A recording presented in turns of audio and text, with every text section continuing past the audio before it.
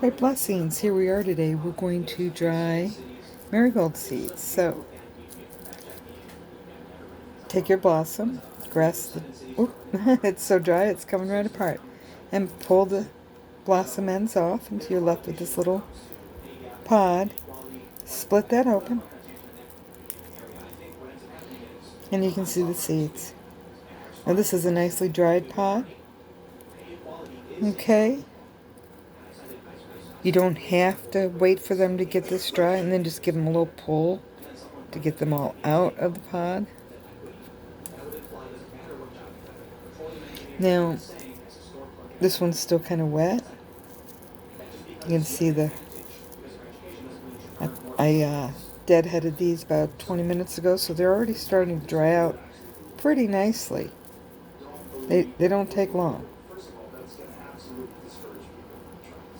And I like to have lots and lots of marigold seeds because here's some that are really wet still. I like to spread them a bit. See that?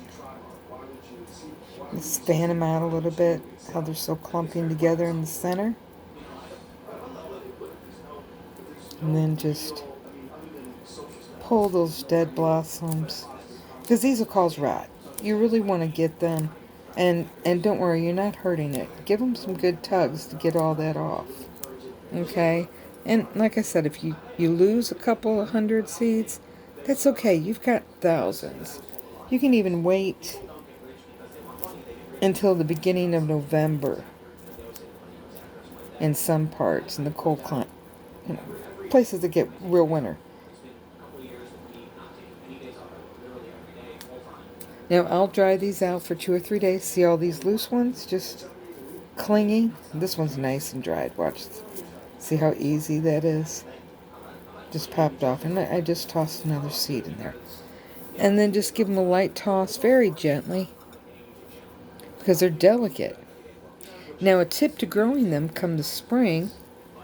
Okay, if you can't put them out early, or you don't have a window box to start them in, I actually recommend preparing your soil. Here's some that popped right out of their pod. Preparing your soil, just loosening it up. They don't need anything really special. And covering them with toilet roll. Just one layer. Water the soil well. Spread out your seeds somewhat evenly, because you know some won't make it. And just lay a layer. I like to use the 1-ply recycled, non-scented. Less chemicals in them, because the birds and the bees do enjoy these, which is what we plant them for.